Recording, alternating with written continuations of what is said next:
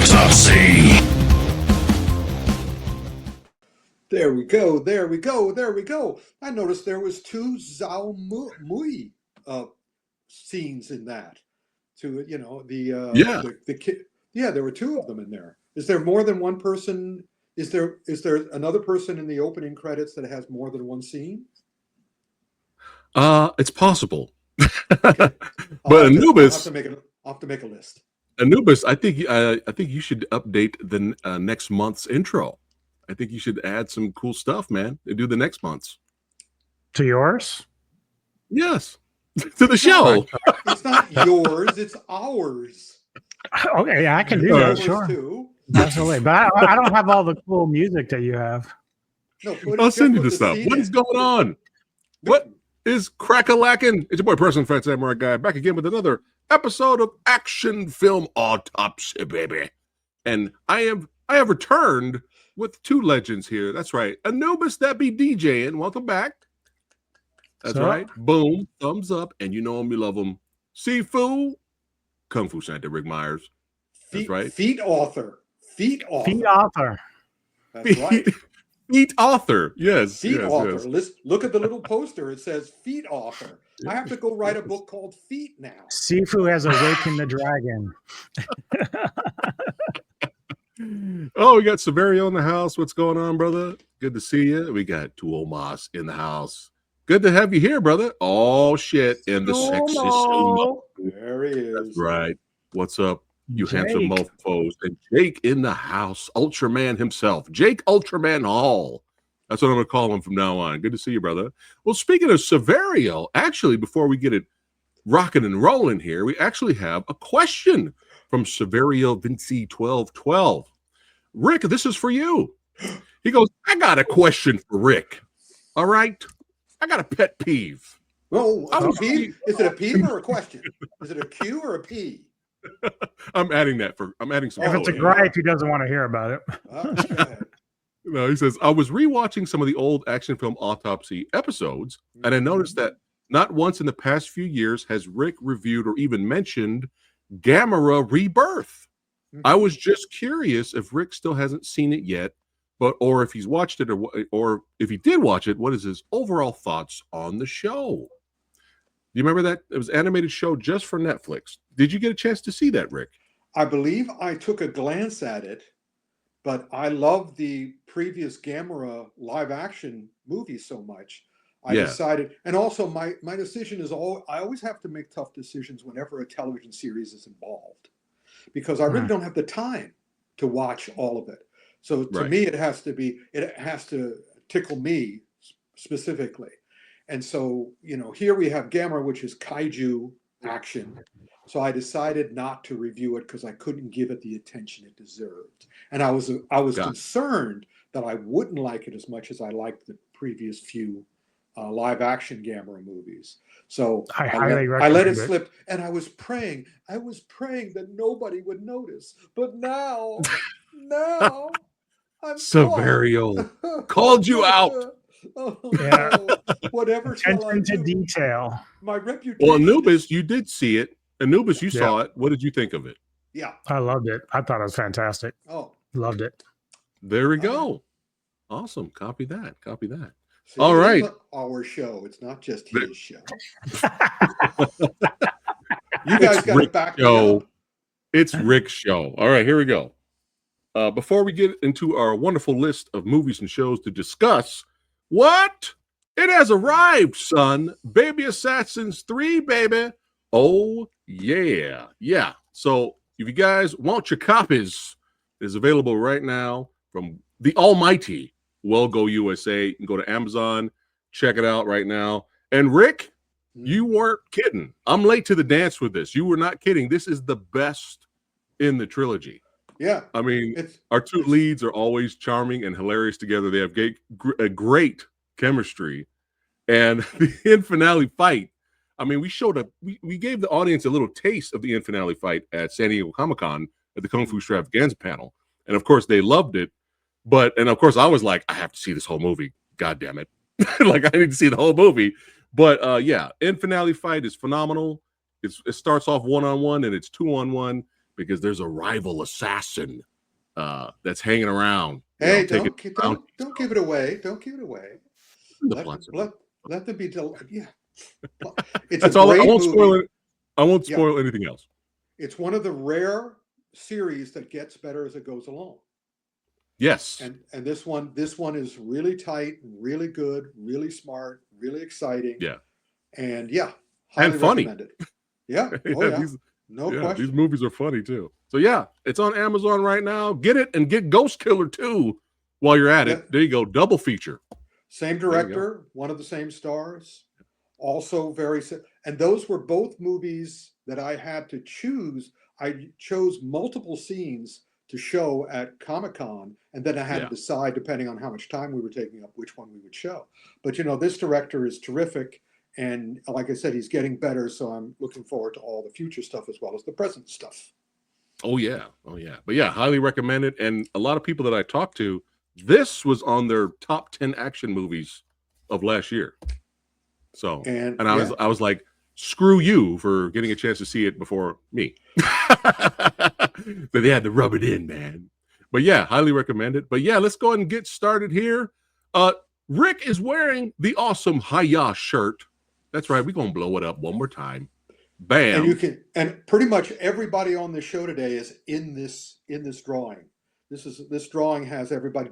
You can find Jackie in there. You can find one of the guys from the Thai movies that we're going to be talking about here. So this is a great shirt. This is their new logo with their new image, and I think I'm the only one with this shirt. I don't think they put this. Oh, sure, just rub it in, dude. Jesus. That's what I do. I sit alone in a room all day and go, how can I rub this stuff in? Do they have size? Also, I'll show you the other way I can rub it in. Okay. Yeah. It's nice. Do they have size 6X, Rick? Do they have 6X? I can get you one for Christmas. Woo! All right. I mean, he's not Kung Fu Santa for no reason. I mean, come on now. There you go. But yeah, speaking of baby assassins, the first two films are on Hiya, if you guys want to watch the first two. But up first, we got Bangkok Dog, son. And I'm a big fan of the Martial Club guys. All of them, Daniel, Brian, Andy. We had a chance to interview them at Kung Fu Extravaganza a couple years ago. And these guys, these young bucks, these martial arts misfits are just badass, and they're extremely talented. But now the great D.Y. Sao, who is this guy's insanely good at martial arts, has now kind of teamed up with them and has done several projects. Yep. I got well, I didn't get invited, but I went to go check out Big Bad Film Fest, and they were selling their Blu-ray of Bangkok Dog. So I picked it up. I was like, I got to show some support to the gents, but I can't wait to watch it. The trailer had me sold. I was like, I'm sold already. With Brian versus DY, I'm like, this is going to be a fun time. But Rick, Anubis, what did you guys think of it? What, you want to go first, Anubis? Sure. Go ahead. So it's funny because the two that were selected from Hiya, I went in with different expectations for both. So I went into this one hoping it would be a little bit more like Bangkok Revenge, but did not appear to be that way. Brian Lee is amazing. I had a fun with that character. He's a really good actor. I had a lot of fun with his character. He's good. I don't know do you know if this was originally done in another language? I do not. I do not know either. Yeah. I was wondering. The only reason why I say that is because the dialogue was pretty cheesy for what I was expecting. Like I didn't know if it was because of the dubbing or what, but it did not really translate the way I would have liked. And then also it was a little disappointing because I know one of the producers was Pratcha, and he's done like stuff like On Bach and Chocolate and stuff like that. And I really love those films. So I was having a hard time with our two main, like the main Sao and then also the girl. I don't remember what her name was. But Brian was a highlight for me. I did like Brian. Of course. He's great. Well, but I only came out as like a 5 out of 10 for me, unfortunately. Oh, 5. Okay. Well, you got to, when something like that happens, you need to text me or whatever, because I'll explain to you how you should watch it. Okay. Because this movie is very clear. It's also great. We have a lot of movies to cover on this episode. So when I'm getting ready for the show, I invariably and unavoidably compare movie to movie. So I watched another movie, and when we get to it, I'm pretty sure I'll be able to go, oh yeah, that was the movie I saw just before Bangkok Dog. And the other movie just it just was it had a filmmaker's problem. It's one of let me put it this way. Here we are in August. This is the August action film Autopsy, even though we're in September. And what always comes in August, in the dog days of August, come all the leftovers. All the leftovers, which are not quite as bad as September independent movies, but still not as good as the July, June, May movies. So they're all crammed in here. And so basically, I'm ready for Lost Leaders. I'm ready to watch them the way they need to be watched. And you know me, my attitude is if the first line of dialogue, if it hits a clanging note, I just stop and fast forward to the fights. I was getting ready to say, do you fast forward to the fight? Is that what you're looking for? But what's great about this movie is that unlike this other movie, which dragged out its opening, I'm going, get to the first fight, get to the first fight, get to the first fight. And they kept dragging it out and dragging it out. And when we get to it, I'll remember it. But Bangkok Dog, I did not have that problem. The very first sequence was like, you want action? Here you go. And it was like, and it was great. It was Brian Ludd, it was D.Y. Sao, and also you know that Haya and Welgo is doing a special Q&A session with the star of Bangkok Dog, and he has been advertising that now. And you can go on to one of Welgo's and Haya's social media, and you can write down your questions to him. So get in on that. That's really super cool too. So he's promoting it, but because there's all these different people who speak different languages, I was waiting for the first clang, the first dialogue clang, and I got it very early, and I went, "Thank you," and let's go to the next fight. Let's go to the next fight. Let's go to the next fight. Because if the dialogue, like the first fight is really cool, and the rest of the fights are pretty cool. The other problem is, of course, since it is produced by the guy who did Ong Bak, what happens with a lot of the Thai movies and other movies that aren't from the Japan or Hong Kong or China is that their martial arts is such that they've got no place to go. I always said after the Ong Baks and after the Raids 1 and 2, and especially after The Night Comes for Us, there's no place for them to go. They have to because they're already up to, I'm looking forward to the new sequel, Spinal Tap sequel. They're already up to 11. They're already up to 11. So there's no place for them to go. And so I don't have a lot of expectation for Bangkok Dog. I just want them to do the best they can. And they did the best they could. But yeah, it really did seem like it was in 3 to 4 different languages. And that sort of ruined everybody because nobody could do a line of dialogue well because it's like, it was like one shot. They have a shot of the woman and she's in Thailand. You have the shot of the guy, he's in California. Maybe that's how they filmed it. There's no way of knowing. But I said, all right, this is a great FFF movie, 3F movie. Fast forward. Cool. Fights. All right. Cool. Looking forward to checking out the fights. Oh, this is also available by Welgo USA. By the way. Yeah, and also you'll love the fights. You'll enjoy. All right, cool. Because this is very, very clearly a badass movie. Yes. Cool. All right. Now badassery supreme. Yes, I'm here for it. Now this next one, I seen this way back. I've had this on Blu-ray. Also available by Welgo USA.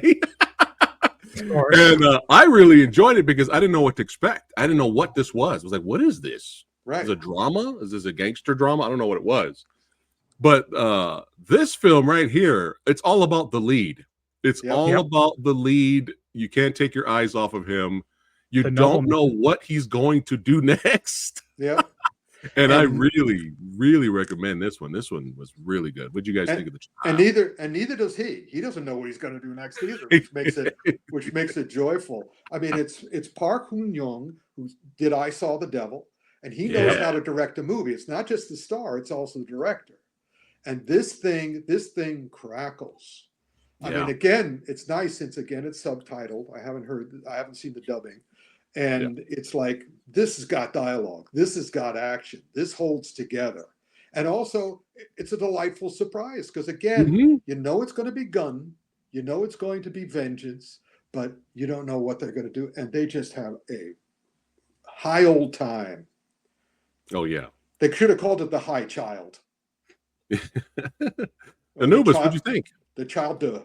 Yeah, I went into this not knowing anything about it. And you know, it has a great story, great twist. Again, the director, I didn't even know the director after I got done with it. But once I saw Park listed, I was like, I saw The Devil, The Witch. The Witch is one of like my favorite movies in the last 3 years. So it's like automatically, I'm like, this is why I like this film. So definitely 9 out of 10. Great film. I love it. Yeah. And that lead actor as Nobleman was like hilarious. I loved his character. It was great. Just so great in this. Yeah. So good, so good. All right, we're heading over to Amazon Prime. And we have the pickup. Get his head. This month shows you why Amazon Prime cannot get their act together when it comes to their entertainment. They've always been derivative of Netflix, of course. I mean, and we're going to be getting to Netflix. And again, you can see it really is, you know, it's the diamond in the shit. And this month, it's hilarious. I mean, these are very enjoyable to watch, both of the Amazon movies, if you watch them like this. The pickup is done by Tim Story. Tim Story was the guy who did the previous Fantastic Four movies, who did an okay Fantastic Four movies. He also did Barbershop because he is not a white director. He is a black director. And Barbershop was great. He also did that incredibly poor Jimmy Fallon movie. When Jimmy Fallon wanted to be a movie star, he did the movie Taxi. And whereas, you know, it's that big action thing with Jimmy Fallon in a runaway taxi. Was that Queen Latifah? Yeah, with Queen Latifah. Right, okay. And so when I saw that, you know, and then The Equalizer? Yeah. Did he direct The Equalizer? Well, but let's put it this way. She's in the series, yeah. This is exactly what I expected. And I was very sad and disappointed because I like everybody involved in it.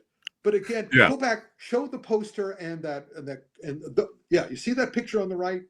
Yeah. That's all you need to know about this movie. Look at these guys overacting, badly overacting. Yeah. And, you know, going, basically you can hear Amazon going, go crazy. And then even the poster, and, you know. That was my next thing I was going to say. I was like, the posters, that is terrible. It's awful, especially with Eddie Murphy's face. Yeah. It's kind of like, you know, somebody said, you know, just complete. I mean, we all could do better AI art than that. Yeah. Oh, yeah. ChatGPT could do better than that. I got 25 minutes into it and I had to shut it off. Like it was that bad. And so like Tumas, whatever his name, he got it right. Like it's so unfunny. Like they're trying too hard. The one moment that I actually enjoyed was when he what's the other character? Davidson. His character's putting the little speaker on the front of the dash and he plays the Neutron Dance from Beverly Hills Cop. And I was like, oh, okay, I got the reference. I love it. But that was it. I'd rather jump back in bed with Eva Longoria than to watch any more of this movie. I could hear the two stars discussing it. I could hear Eddie Murphy looking at the poor guy and they're looking at each other and just going, just collect the money, man. Just say the words. Just say the words. And, you know, if they want overacting, let's give them overacting. Right. Let's exaggerate. But again, but compare it to the next one. We're over on Netflix now. No, we're not. We shouldn't be. No. No. Which one are we missing? I told you that there was a certain movie, the big classic of the episode, that I said put it onto Amazon because it's an Amazon Prime movie. There's enough. There's so straight to that. Oh, we're going straight to that. We're all right, Amazon hold on. Prime. We're not going over to Netflix yet. Next up, yeah, come next on. up, the greatest movie of the year. The comedy of the year. The comedy of the year. The War of the World. The farce of the year. Where one of the major characters plays an Amazon delivery guy. Yeah, this whole movie's an advertisement for Amazon. This movie was supposed to be by either Paramount or Universal. I forgot who was originally going to be making this. And then when it fell completely apart, Amazon bought it and just turned it into a big ad for Amazon. It should have been called Amazon Saves the World. Yeah, pretty much. And if it had come out when it was supposed to, because they were making this as a pandemic movie. They couldn't go out. This movie started during the height of the pandemic. So the whole thing takes place basically in one room of a guy watching a video, watching the news. But it is the War of the World story, but it is done so ham-handedly, so ham-headedly, so ham-footedly that it's this is a great party movie. Oh yeah. If you're at a big drug or drink or holiday party, put this on. Yeah. The whole place will be just. That's gonna make it on Mystery Science Theater 3000. No, the Mystery Science 3000 people wouldn't know what to do. They said this is so bad already. We got no comment on this. How can we possibly comment on this? Oh, me and Lady Fat were in shock watching this, and then we couldn't stop laughing. There you go, Rick. The whole movie. My favorite thing that I found out about it is that guess how long the production was?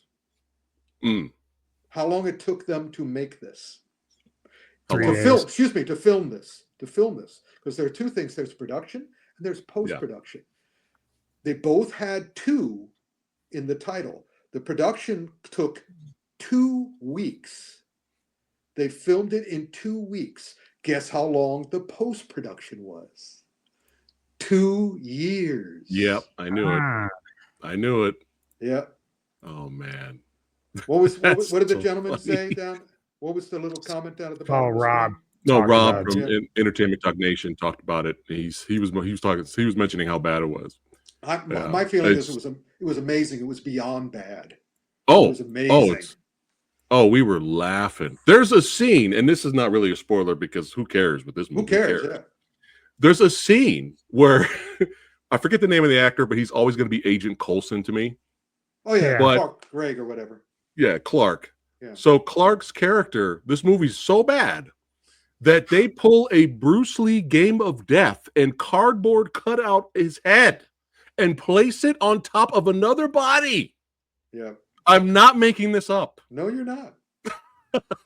And we were like, no. We paused it. We were like, no, because they're showing this conference footage, and he was supposed to be there. Obviously, he's not really there.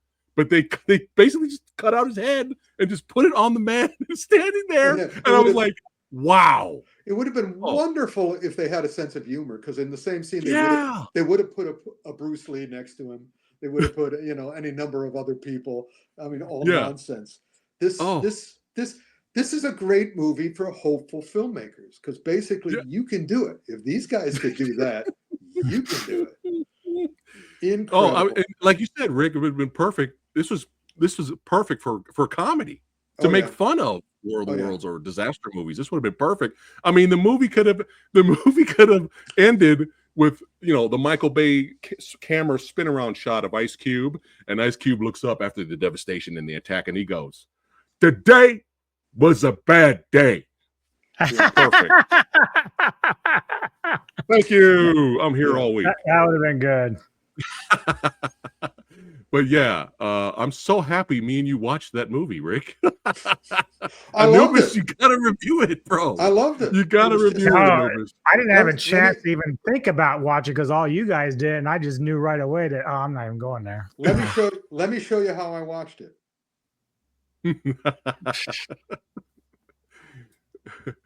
No, South Park character animations was too good. Yeah. Compared to what they actually used. But yeah, War of the Worlds, it's good, bad. Definitely check it out. All right. Now we go to Netflix. Now we go to Netflix. Wednesday, season 2. Rick, thoughts on the new season? It's great.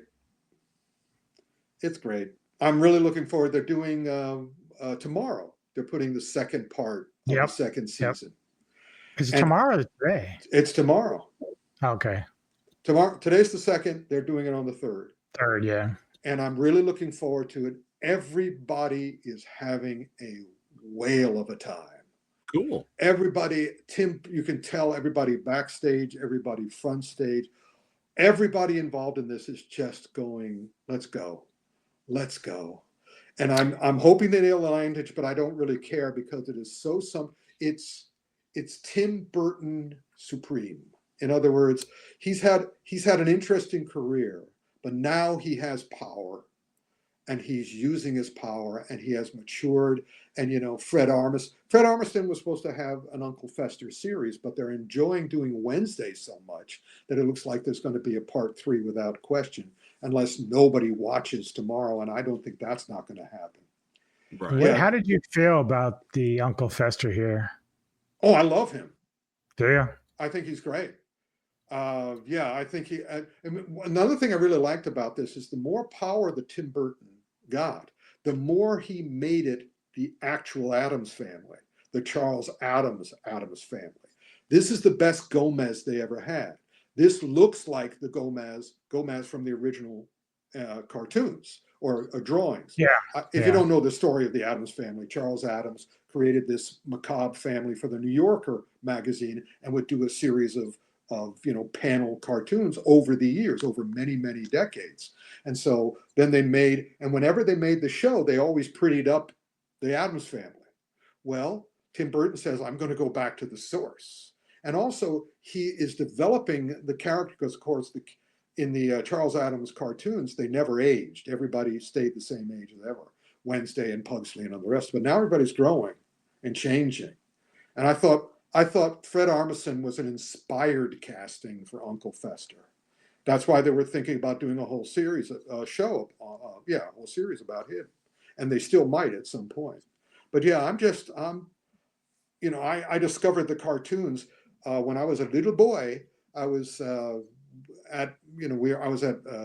we were staying over in Martha's Vineyard, and I was being eaten alive by mosquitoes. And I went into their library, and they had a collected works of the Addams Family book. And that's where I discovered it, and I loved it as a kid. So watching them revel in it now just makes me very happy. Cool. All right. Sounds fun.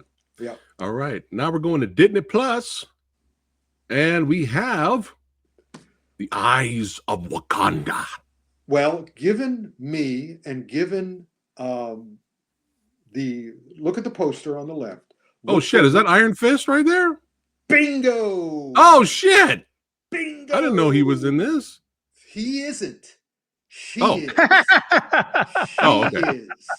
Is. They've recreated Iron Fist. The whole problem is they want to bring all the characters back from the Netflix television shows back to the next movie, but they didn't want that. They didn't want that Iron Fist.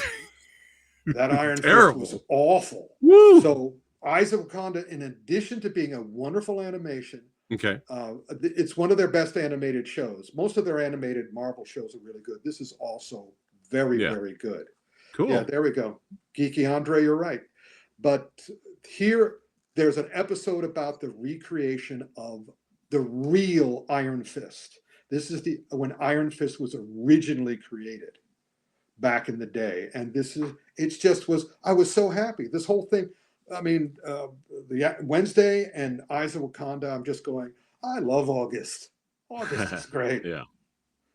So yeah, I hired Ryan Coogler was involved, Todd Harris, who worked on a couple of the other successful Marvel shows.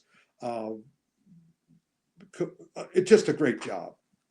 I really haven't hope seen it yet. Revel in it. Okay, cool. I really hope we finally see a badass, awesome live action version of Iron Fist. Hopefully, No, I would love to see. no, Why? because Iron Fist should not be badass. Iron Fist should be as she is, smart ass, Smart ass, wise ass. I want to see it. That works for me because it's a she, and because she knows kung fu, not martial arts. She's not going to be stupid. She's not going to make a fist as a woman and punch somebody else in the face because she's not that self-destructive or stupid because she knows kung fu. She doesn't have to be badass and stupid and self-destructive. We'll get to that at the end too. We're coming back to it, folks. Sweet ass. All right, cool. Copy that. No, this next one. This is an actress that me and Anubis will watch her in anything. How was Eenie Meanie? Well, of course, you look at the poster and you go, "Who is that? Isn't that what's her name?" No, it's Samara Weaving. Yeah, it's Margot Robbie and Samara Weaving are in a clump together because they're indistinguishable from each other. The big difference is that Margot Robbie gets to be in really high class stuff, and Samara Weaving gets all the throw-offs. He gets all the stuff that Margot Robbie wouldn't take. And there's a reason why Margot Robbie did not take this one. Uh-oh. Yeah. Did you see it? Did you see it? No. Did you see it? Okay. I haven't seen it yet, all right. I probably will watch it. As long as you understand that it is Tarantino light and Baby Driver heavy. Okay. Very clearly, like a spin-off of those two movies, except not as good as either. Yeah, the cover looks like it too. It looks like they're definitely doing the Baby Driver thing there. No question. Samara's fine. Samara carries the movie. But again, I keep on I'm waiting for a time with AI that I'll be able to enter movies like a ninja. And go back to that picture. And I want to enter the picture and lean over and go, "What are you doing in this movie?" And I know that she would look up at me because if I could animate her too, she'd look up to me going, "I'm saving it. That's what I'm doing." I said, "Well, that's true, but you're not in every scene, sadly." So yeah. Okay. So again, if you're looking for a Tarantino Baby Driver light, enjoy. Okay. Otherwise, sounds like a pass. Yeah. Feel sorry for Samara. Yeah. we kind of already do, Anubis. Some other projects. Some stuff. She's doing some cool stuff. Her in Azrael. She's great in Azrael. Just go and watch that instead. Yeah. All right, we'll do. Yeah. All right. Now we're only 4 episodes into this, right? Has the new episode dropped yet? Not yet. I don't know. I haven't. Okay. Again, it's a series. Yeah. Well, here we are with Alien Earth. Yep. The new FX show. Yep. And first 2, I'll give my quick thoughts. First 2 episodes, please. Me and Lady Fat were like, this is really interesting. Let's see where this goes. Man, wow, cool practical effects. Wow, for a TV series, the production value's insane. Oh my goodness, there's actors in here that we actually like. The mom from Babadook is in this. We got Timothy Oliphant, so we're like, oh man, oh wow, it's a prequel to the before. This happens way before the first Alien movie. All right, this is interesting. Let's see where this goes. Oh my goodness, we have a guy in a suit, an alien suit. We have a big puppet, animatronics. We're like, oh man, this is cool. We get some little bit of cool gore kills here and there. I like the cyborg guy. He's a really good actor. DJ. Wait for the hammer to drop. Oh, I'm waiting. I know it's coming. It's already coming. And then episode 3 happens, and then we're like, "Oh, okay, all right. Let's see where it goes. Let's see where it goes." And then episode 4 happens, and then we're like, we're going somewhere. I think. I hope. And then something that I will not spoil happens towards the end of episode 4. And we both looked at each other and we were like, oh, I do not know how I feel about this at all. And all I'm going to do is that's it. Do you know why I knew what was coming? You have to be more, you have to learn from, the education. Here's the deal. I started seeing promotion for Alien Earth after the first 2 episodes. And I would see stuff on social media where various people involved in the production would say, oh, wait till you see the end. This whole thing is leading up to the last 3 episodes are the most amazing thing. And I'm going, why are they telling me that? Let me guess. Because I have seen these shows before. And what happened with some of the Marvel ones, what happens with a lot of these series is they're playing for time. They're dragging it out. They're dragging it out. Yep. Okay. And so I know. Oh, go ahead. Sorry. Yeah, go ahead. No, you. I know. I was just gonna say, like, I enjoy the concept. It's Samurai kind of hit it. Like, I like episodes 1 and 2, 3. I could throw out 4. Got a little bit back to a little more interesting for me, but the way that I saw is exactly how you explained it, Rick. Like, this is kind of the same thing that I see with Monarch Legacy of Monsters, where it's stretching it out, it's fleshing it out. So that I can't really give a verdict on it, but like Jake says, I'm very intrigued with what they've got going on. The only thing I'm a little confused about is that it tries to distance itself from the movies, but yet uses the Wayland name. So again, I'm like, well, why would you do that if you're trying to not be attached to the other universe? So it's a little weird that they're doing some different things, but I'm willing to kind of stick it out to see where they're going to go with it. Also, another hint is when you look at the production people. This thing is another brainchild of Noah Hawley, who did all the Fargo TV shows. And I watched the same thing happen with those that is happening with this now, which is, they don't really change their spots. I mean, he dragged that out because he ran out of ideas. And it's the same thing with the Alien series. I'm very happy with the first 2. Yeah. And it's like for me, it's like Star Wars. The first 2 were great. And the rest is like, okay, I can take and leave them. And the Alien was the same thing. I mean, the last couple of Alien movies I hated. I mean, they were so anti-human. They were so dehumanizing and mean-spirited. So I sort of went, I don't care now. Because also, I was on the set of the first one.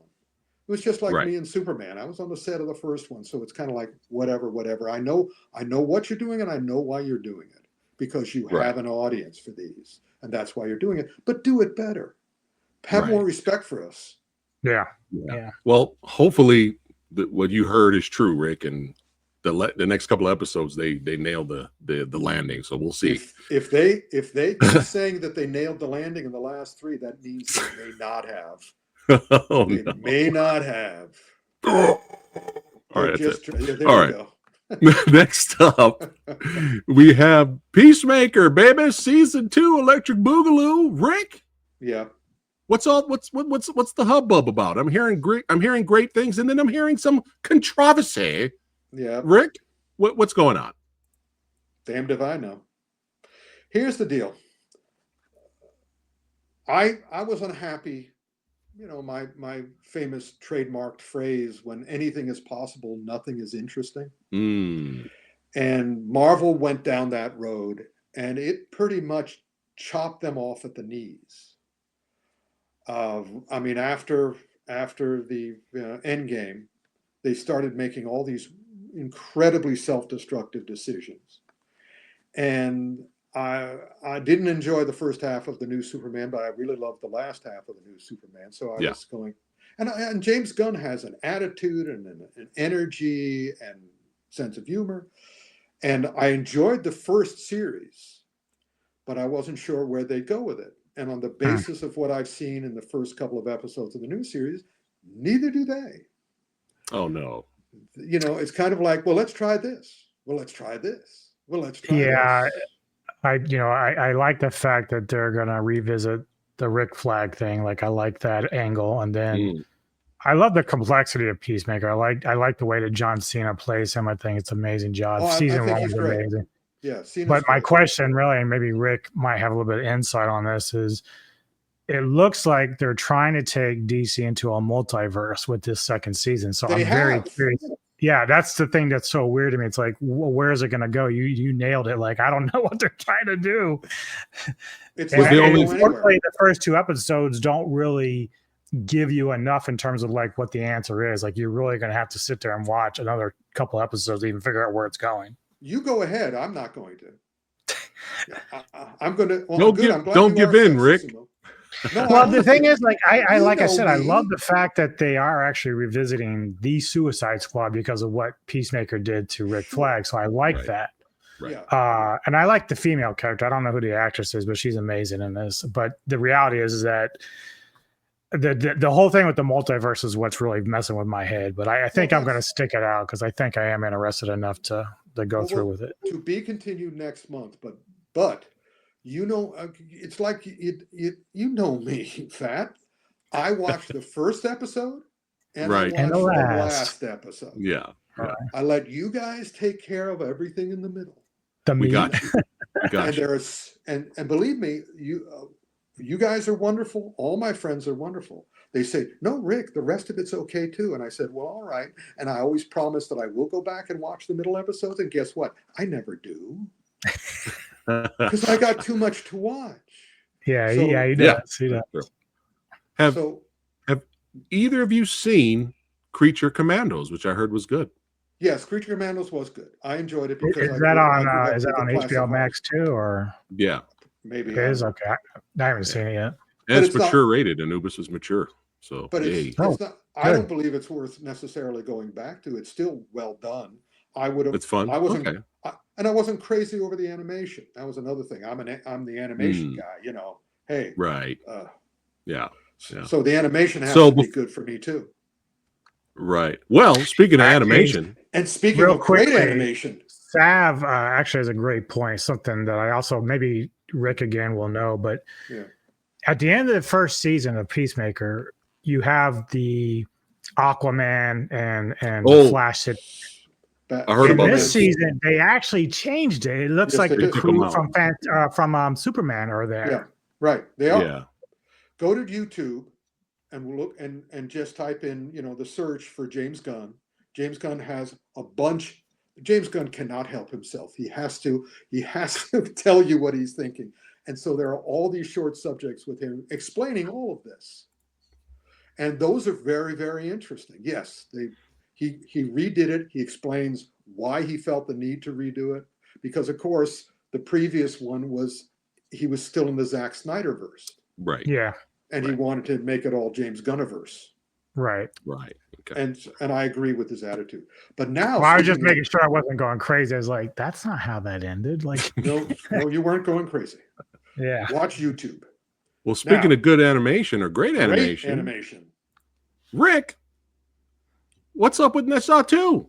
Everything.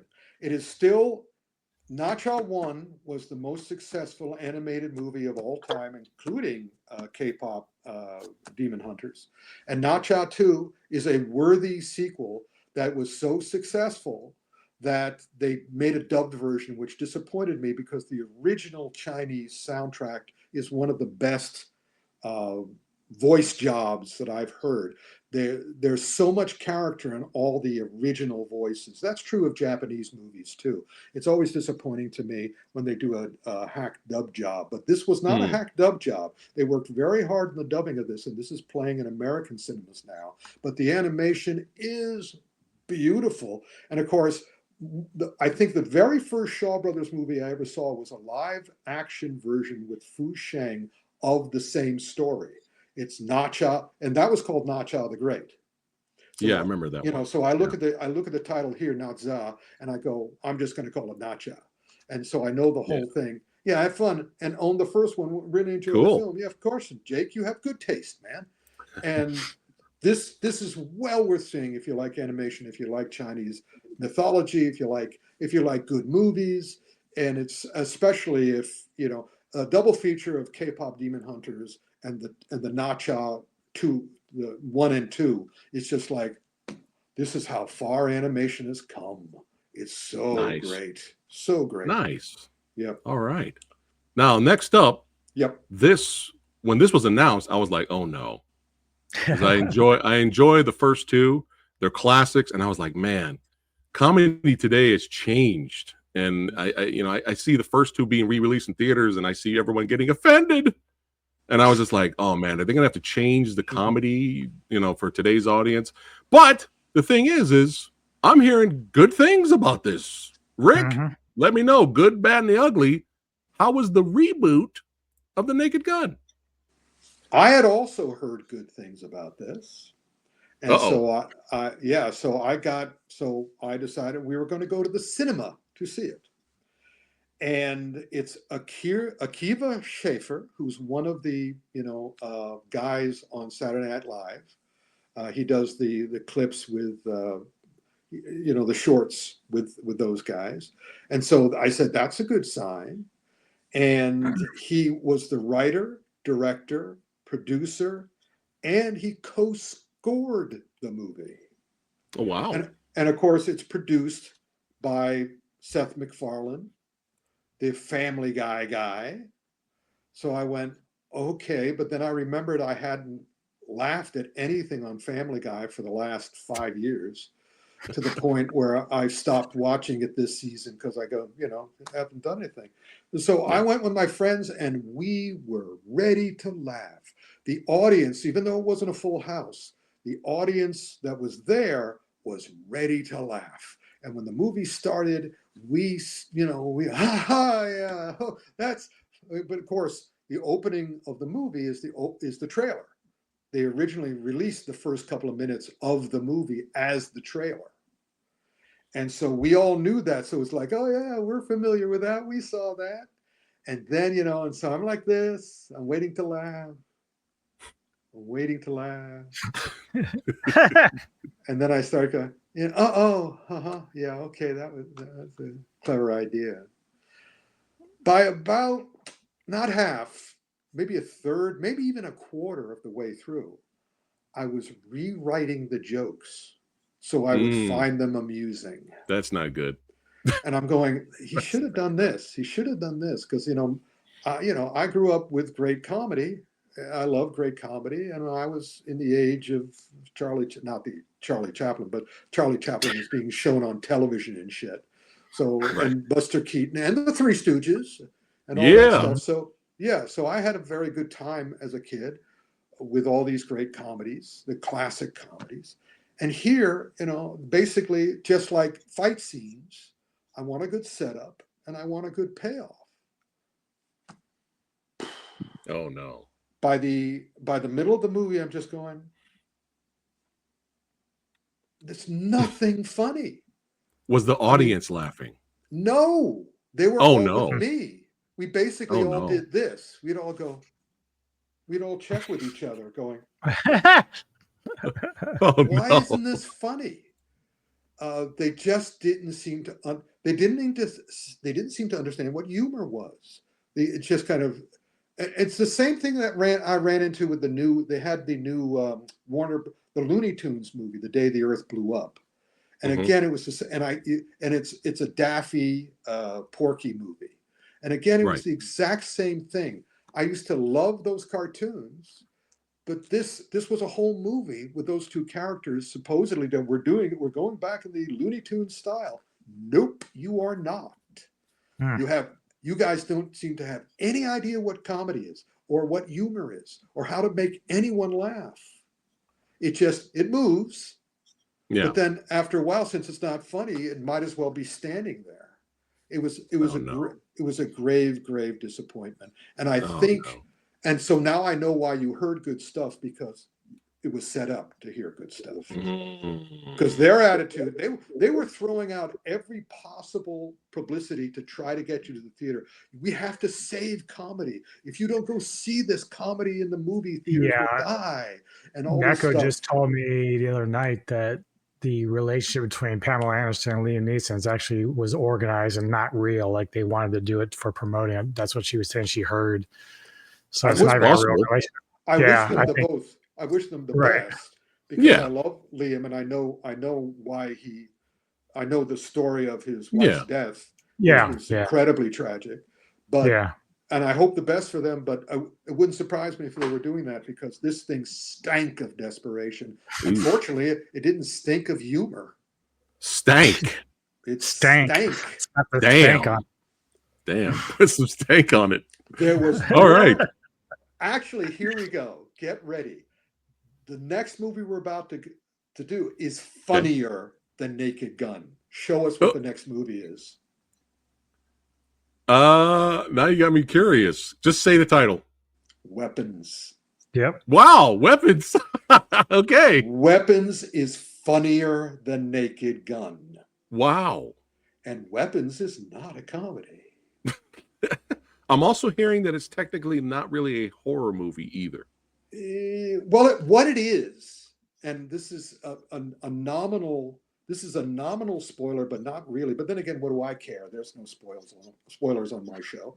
And also, you don't need to know spoilers for this. This is very clearly a beautifully made Grimm's fairy tale.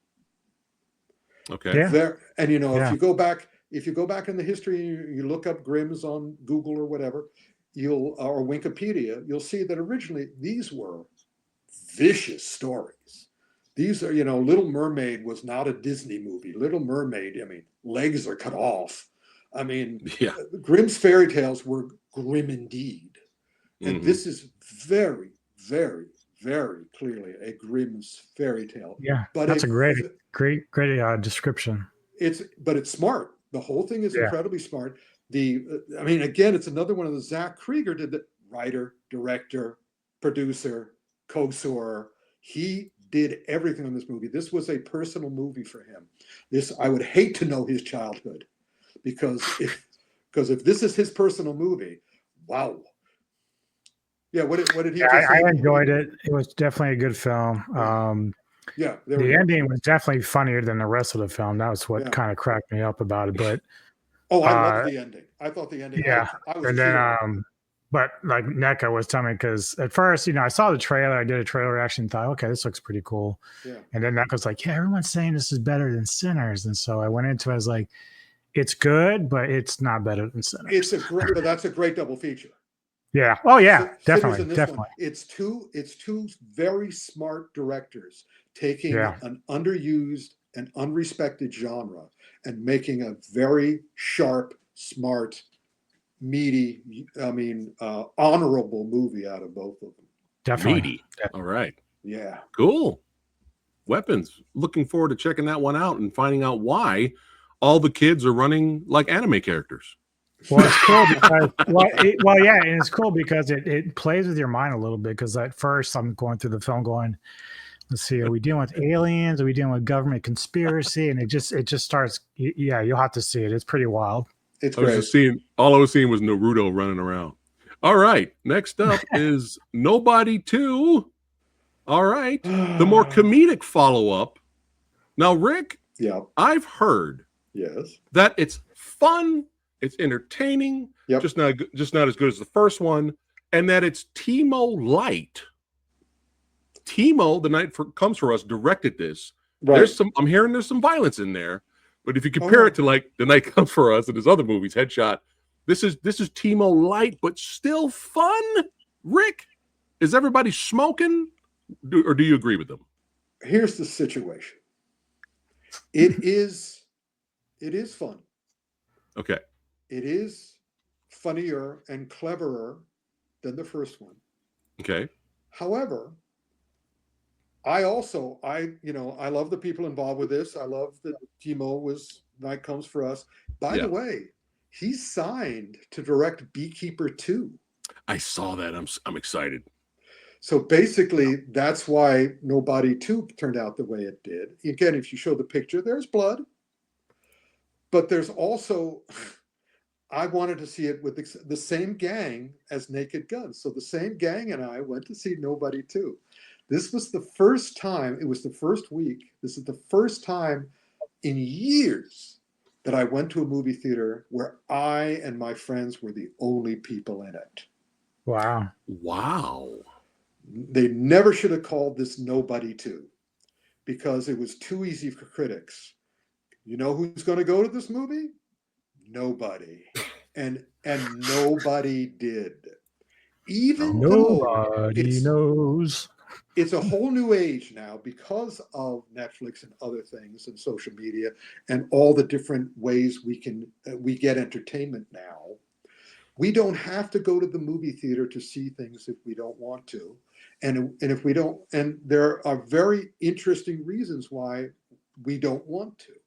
Because while I was watching this movie, and because I was the only one in the theater with my two friends, it was kind of like, and also I like him, and I want, and I like the director, and I like the choreographer Kurt A. Jenkins, who unfortunately, that was the other unfortunate thing. The stunt guy, the fighter, is the guy who worked on Red One, the Rock Santa Claus movie, and Bad Boys Ride or Die. And it's like very unimaginative. Here's the deal.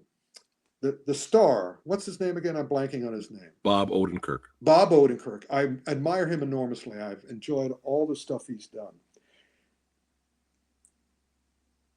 He shouldn't have done this movie. He semi got away with it, but he's 62 years old.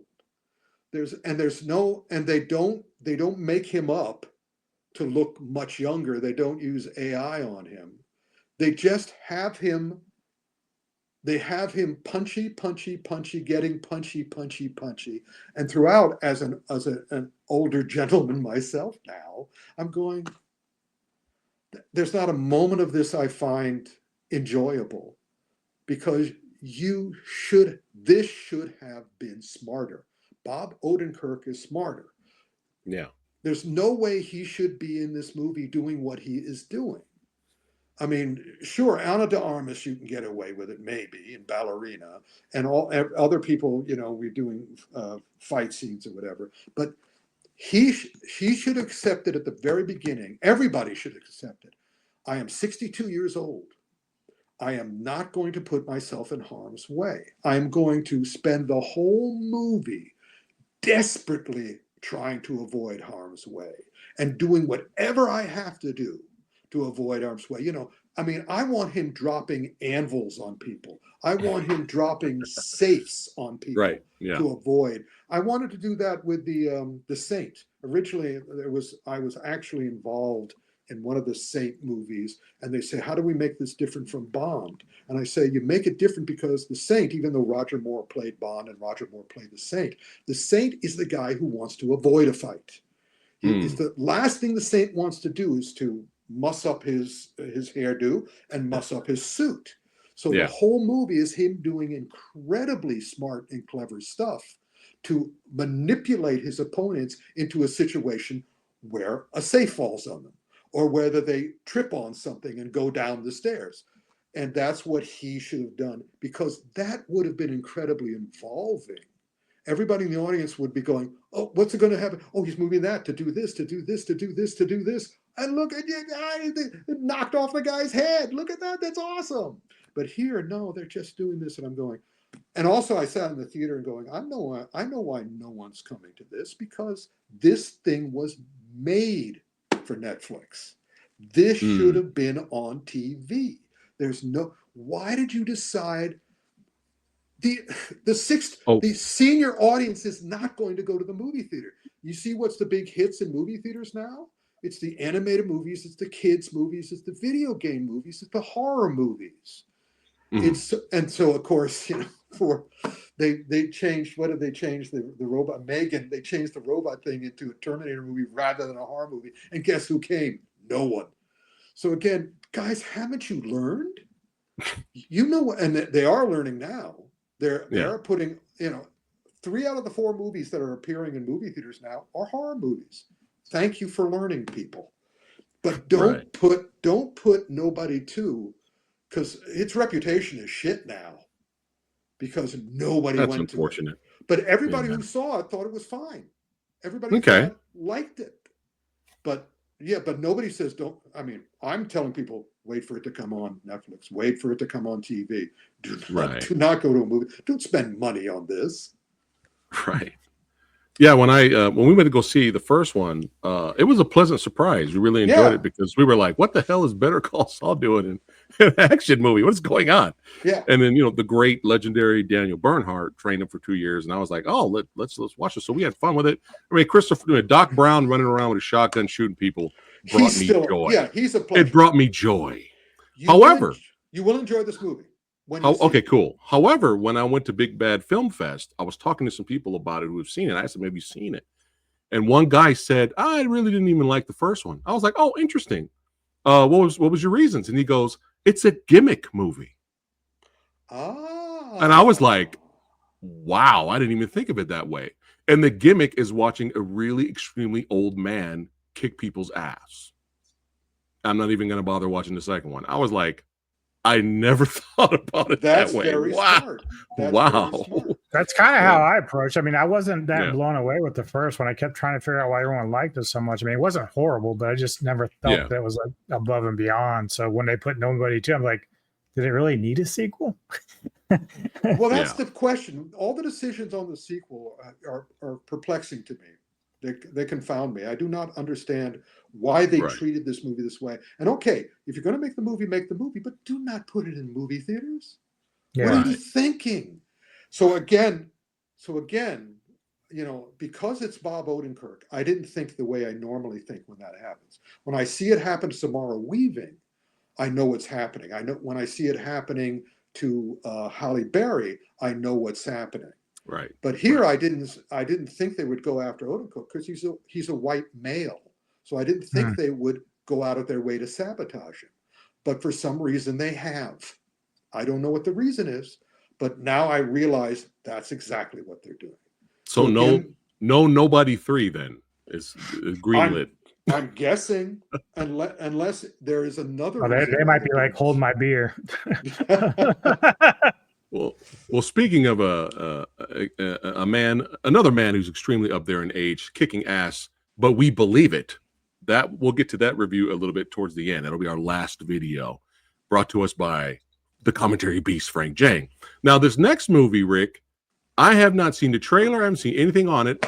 I was like, what the hell is this movie? All I saw was the poster, and all I saw was an interview, a brief couple of seconds of an interview by Mr. Butler, the star, and he says, "I'm a big, huge fan of Jackie Chan movies. I love Jackie Chan."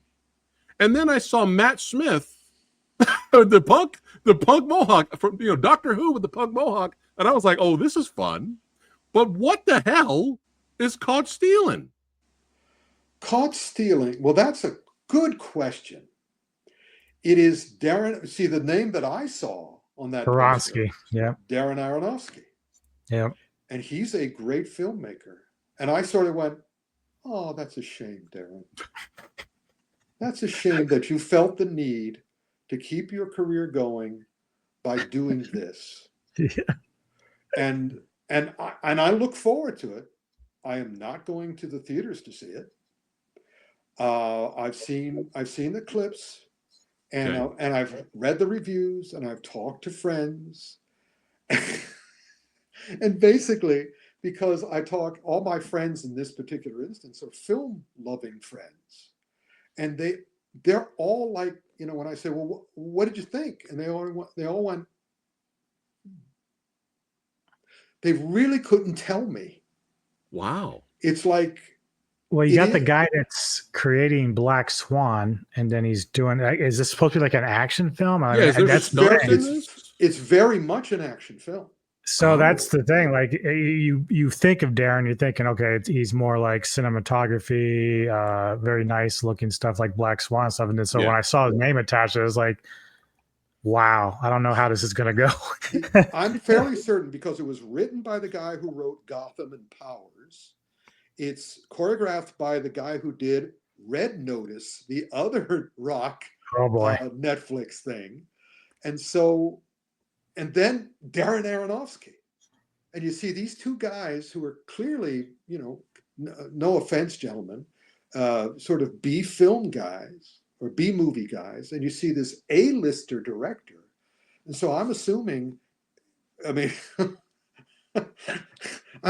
he had a boat payment coming through, or he had, he wanted to get a house or something, and he just sort of said, and he's sitting in his agent's office, sort of like going, "What do you got?" And he goes, "I'm telling you, Darren, I can't find anything of your. So, well, I'll take anything.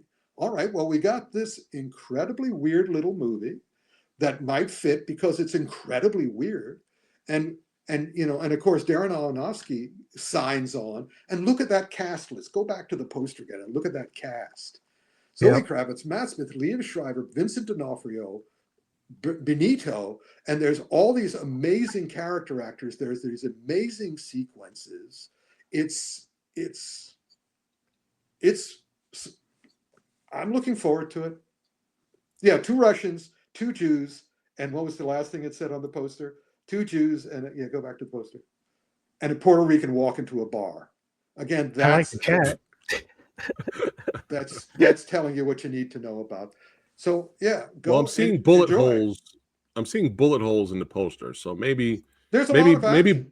Maybe Butler does some of his own stunts. Maybe that's why he did the whole Jackie Chan reference. I mean, I don't know. Again, they're just trying to get people in to see this. All right, copy that. All right. So are we going to recover that next month? Probably. Okay. All right. Stay tuned, guys. But maybe not. Maybe or maybe not. We'll see. Yeah. Next up, for the first time on Action Film Autopsy's history, we are covering 2 Michael Jai White movies. That's right. We have Hostile Takeover and Trouble Man. Now, I didn't even know Hostile Takeover came out, but I did see the trailer for Trouble Man, and the trailer looked good. I know he was inspired by the original Trouble Man that came out in the 70s. Right. But Rick, tell us about these 2 projects. Well, Hostile Takeover, I believe, was released because they saw Trouble Man was coming out. And Hostile Takeover is directed by a guy named Michael Hamilton Wright. Have you ever heard of him? No. Just admit it, you haven't. You haven't heard of him. I have a horrible memory, so I may have, but I wouldn't say no. And if you see this movie, you'll know why. Let's put it this way. I was meaning to talk about this earlier. There are some of these movies that you should go see the same way that you go see a movie that a friend of yours made. It's kind of, was this, I'm running into the same trouble that I ran into with Black Creek. I didn't want to review it because Cynthia Rothrock is a friend of mine, or at least we're friendly. And I know Michael Jai White. Michael Jai White has been on the panel, the Comic-Con panel several times. I met him a couple times in real life. He's a cool dude. Yeah, he's a very cool dude. So I go to these movies and I hope for the best. I root for him. Right. Let me put it this way. These are both Trouble Man, which was directed and starring Michael Jai White. Fast forward to the fights, people. Okay. Fast forward to the fights. It's a fist joke. And I will let you all, anybody who sees these 2 movies, I will let you decide which one is better. For me, they're about the same level. Maybe Trouble Man has better fights? Or is there some good fights in Hostile? There's some good fights, and I mean, it's still Michael Jai White. All right. And he does. I mean, even his TikToks have good fights. So it's like, but it's still like I'm keep waiting him for. I mean, when his career started, he did some stuff which was very promising, and now it's sort of like it's all middle of the road, and I want him to be better. He's always good, but I want the movies that surround him to be better. Right.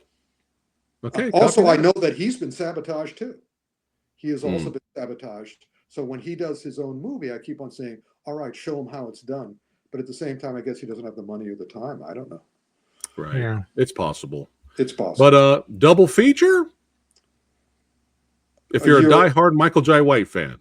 Definitely. Otherwise, you're a brave person if you're going to do these as a double feature. Okay. I would be copy that. I'd be doing a lot of fast forwarding, and I'd also be doing a lot of watch checking. Right. Well, speaking of being brave to watch, this next one. Now, I saw the trailer.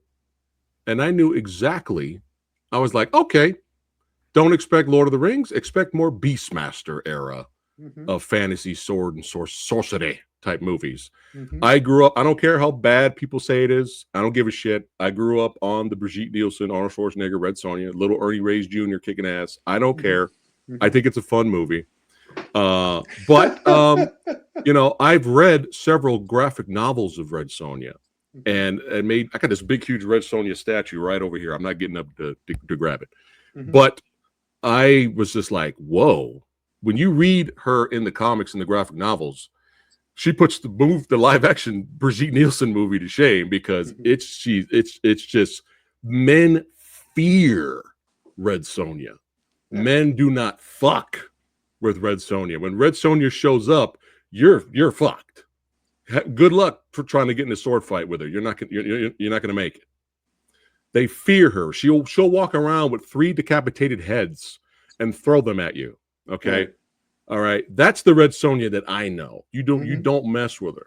Right. So I'm a fan of Matilda, the lead actress. I've only seen her in Revenge, and Revenge is a masterpiece. Revenge is directed by the director of The Substance. Yep. All right. Is The Substance? Did I say it right? I think so. Yeah. Yeah. Okay. She did Revenge, and Matilda's great in that. Okay. But Matilda, that was more of survival. She's action. not Red Sonja.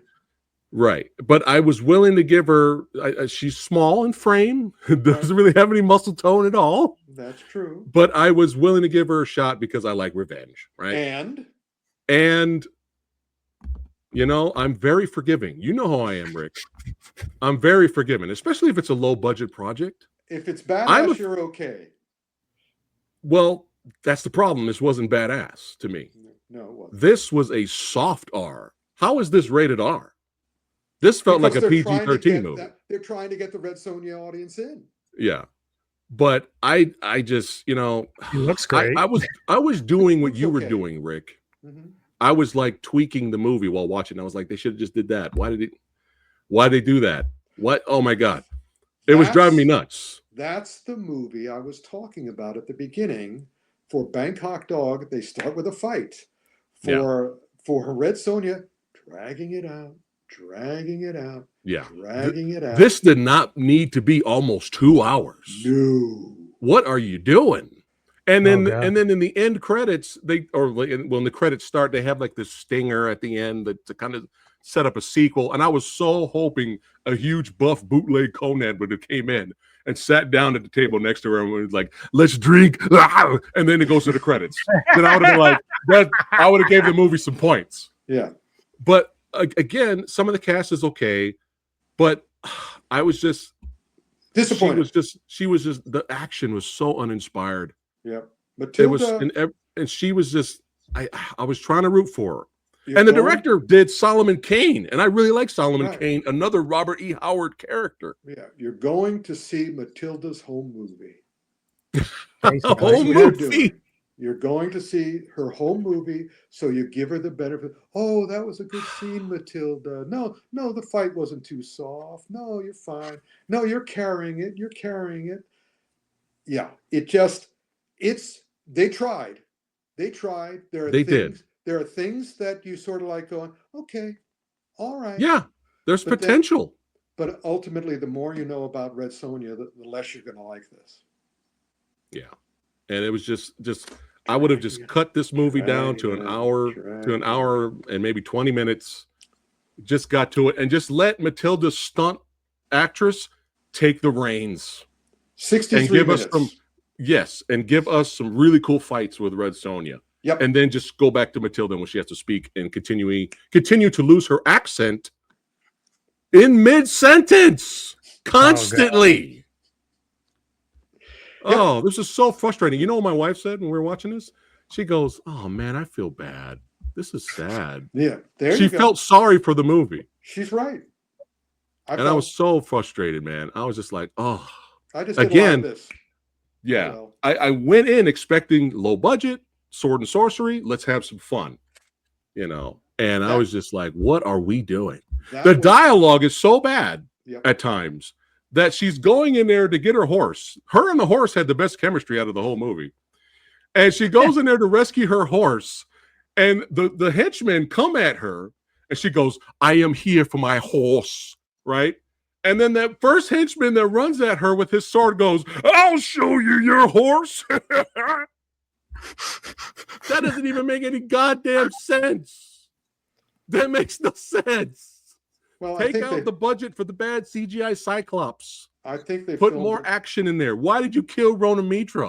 And you know what really bothered me, Rick? And I know I was like, that has to bother Rick too while I'm watching this. Nothing bothers It's me. that she lost a sword fight earlier in the movie to the Brigitte Nielsen lookalike. Yeah. She loses the sword fight to her. And then later, when she's in the gladiator group, she goes, I'm better with knives. I don't use swords. I'm better with knives. And I was waiting for the training montage to show her, to teach her how to use a sword. Nope, we don't have time for that.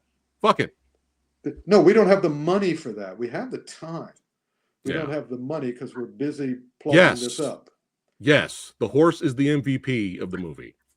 It's a shame. It's a shame. I'm getting mad. But hey, it's okay. Getting mad. But it's all right. Because now I'm interested in what he's got to say about this one. What is this channel all about? Supporting independent cinema. All right. Mm-hmm. And this movie right here, Primitive War, is $7 million cheaper than Red Sonja. Let me repeat that. The lowest budget for Red Sonja, Primitive War, costs $7 million less to make. And this is based off a series of graphic novels. So we got a little comic book vibe. We have a total sci-fi vibe. And it exceeded my expectations. I really enjoyed it. We're not going to get another movie like this. I hope we get more. I hope we get sequels or other movies like this. But Hollywood likes to play it safe. Hollywood will not spend big buku bucks on a rated R dinosaur movie. Okay, they're just not going to do it. And it's okay if you're a fan of Rebirth. It's okay if you're a fan of the movie where a Snickers wrapper sets the dinosaurs free. It's all right. If that's what you like, fine, great. But if you want variety, you got to support independent cinema. All right? If you want something more extreme, you got your Hulk Hogan, WWE Macho Man stuff, but then you got this New Japan over here. We got all Japan. We got ECW over here. You want variety. You don't want the same old, say your parents eat your vitamins. You want somebody to go through a damn table set on fire. All right? You got to support independent cinema so we get more movies like this. Now, Luke Spark, the director, I was really shocked he invited me out to the premiere. It was a huge honor to be there. And the thing is like when you're so hyped up for something, you're just so excited. It's so easily to be disappointed, because your expectations are through the roof. And the audience had a blast. The audience cheered. You know what the audience did at the end of Rebirth? Nothing. It was absolutely quiet. Your audience did nothing. Again, no, my audience cheered. Here's rule. I'm talking about Rebirth. I'm talking about Rebirth. Oh, I got you. Your audience for Rebirth didn't cheer, buddy. Here's the number one thing you want to do. Do not use a good movie to beat another movie over the head. If you liked this, great. That's the sale.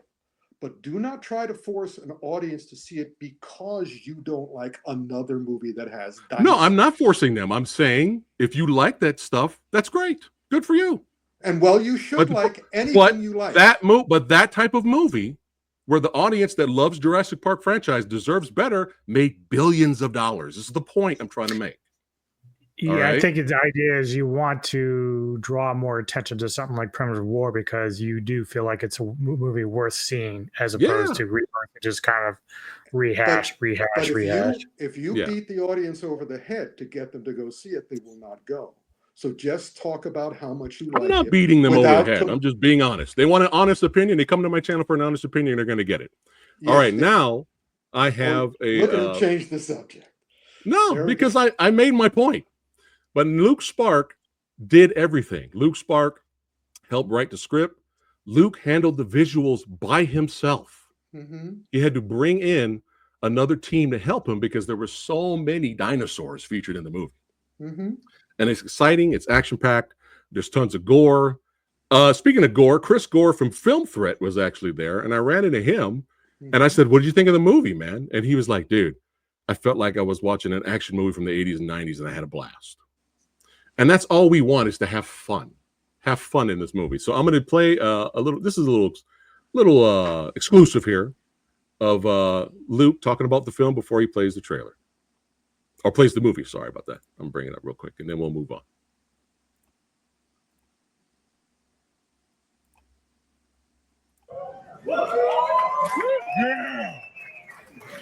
Or should I say g'day? That's what I wanted to say when I go up here. G'day. Can you guys see it? Yeah. Okay. Coming tonight. It's a pretty big moment for this film to be here in the Legion Theatre, and thank you for the Legion Theatre for hosting it. It just made sense with the content, and they've been very amazing working with us. Look, I won't take too much until the end, but I really appreciate all you guys coming today. In this cinema landscape, with the way cinemas are these days, it takes a lot to get a movie into cinemas. It takes even more to keep a movie in cinemas. So I will say, if you do like what you see tonight, I hope you tell your friends. I hope you post online about it, and hopefully we can make this little indie movie that's already kind of blowing up on the internet, just get that little extra push to get people to see it this weekend. It's been a crazy labor of love to get this movie made. I love dinosaurs. I love making movies. I love making sort of epic movies, and it's this crazy mashup of this little epic indie movie that's definitely punching above its weight. Something you don't really see in this budget range anymore in the theatre that used to be everywhere. I grew up watching 80s, 90s movies from James Cameron, Spielberg, George Lucas, and it's definitely a love letter to those sort of films. So I really hope you guys enjoy it. I know I enjoyed making it, and the last 2 years has kind of killed me. But to be here and watching it with you guys tonight, this truly independent film, we thank you. And I just want to say thank you also to my amazing producing team up the back, Carly, Carmel, Alex, Brooke and Amy and everyone up there. Thank you so much for making this movie. And we've got a few film investors that have come all this way who back this film, because it's just been 100% independent. So thank you guys. Yeah. And that's it. Hope you enjoy the movie. Emergency extract from this too, and that's not an option.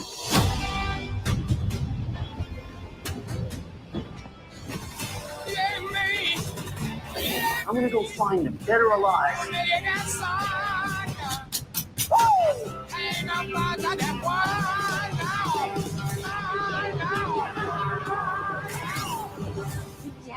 Nightmare.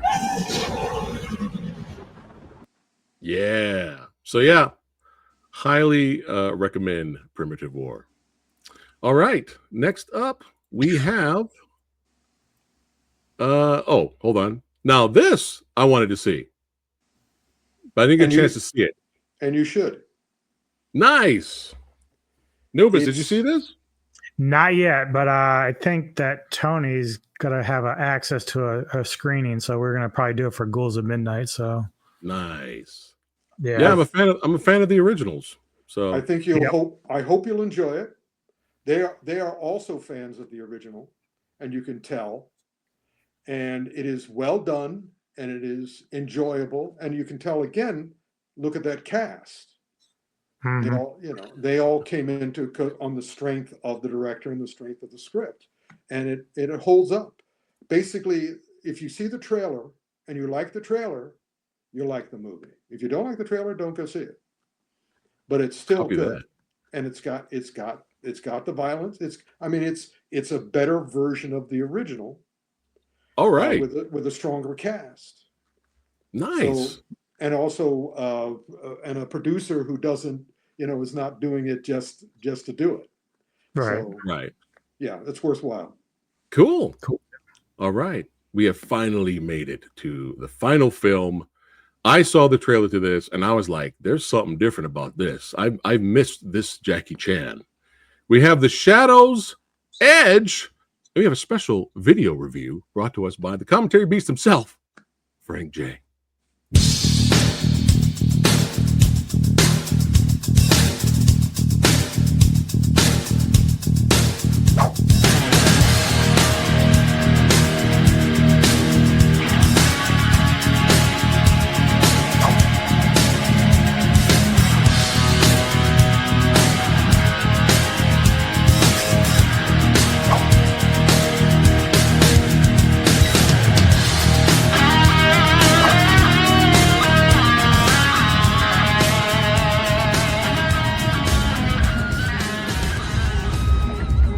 Hello, Frank Zhang here, the Commodore Beast, here back in San Diego, post-Comic-Con. There's no one here.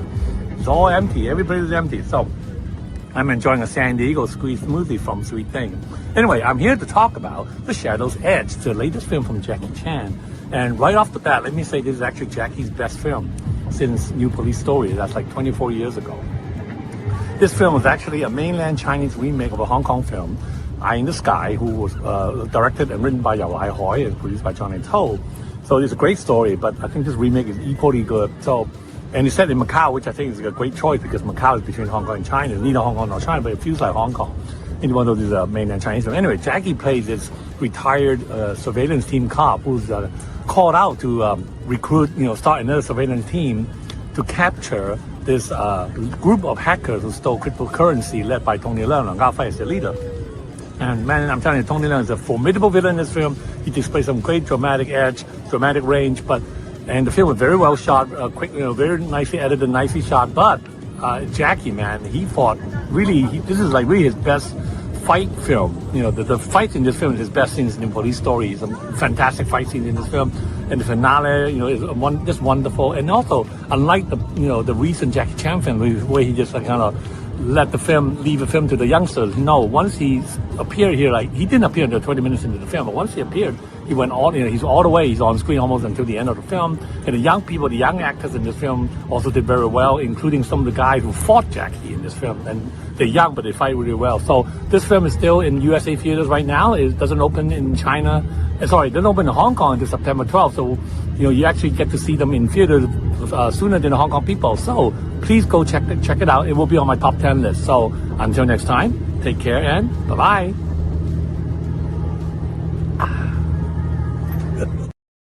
There we go. Very nice. Hey, Frank. All those Sweet Thing smoothies bring it right back to the Comic-Con. Well, I'll maybe tell you. Rick. Yeah, yes. Go ahead, Rick. No, go. No, I said if hopefully I'll get a chance to see it and we cover it next AFA. But if you've seen it, go for it. Here's the deal.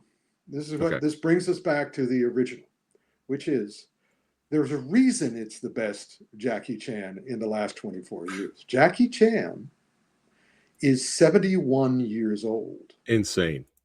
Unlike Nobody 2, Bob Odenkirk.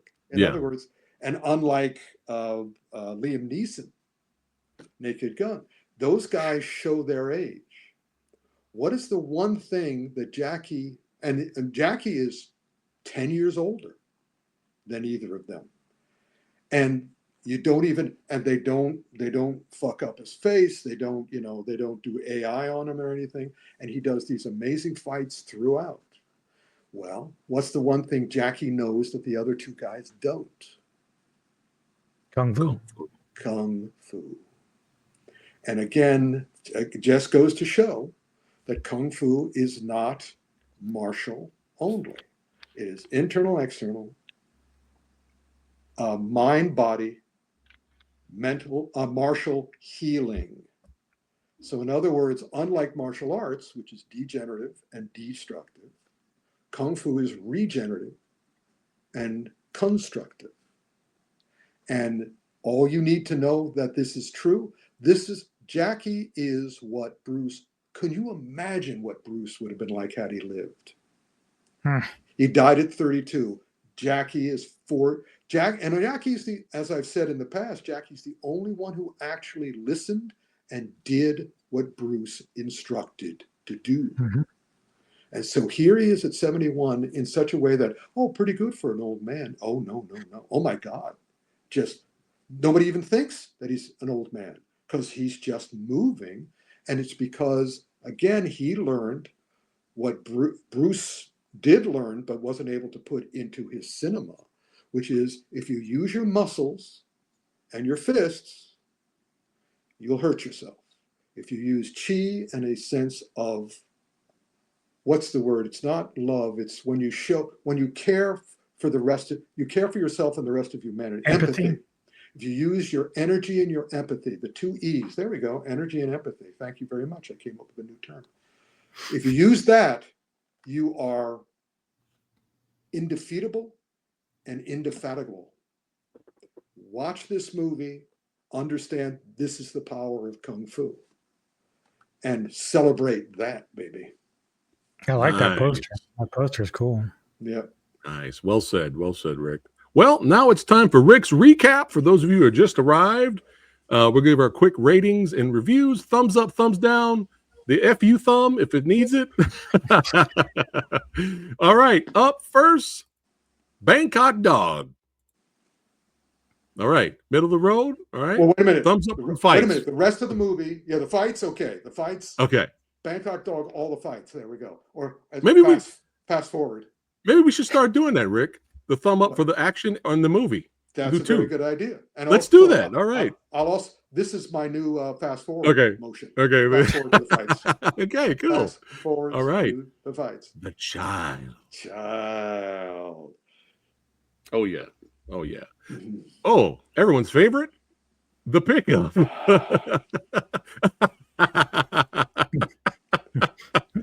All right. We have Wednesday, season 2 so far. All right.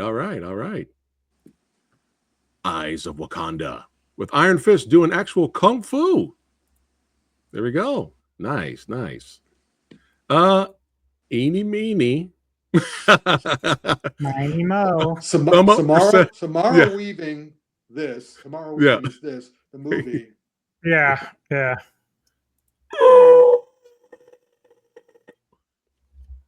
I'm gonna do this for now. Oh, that's good.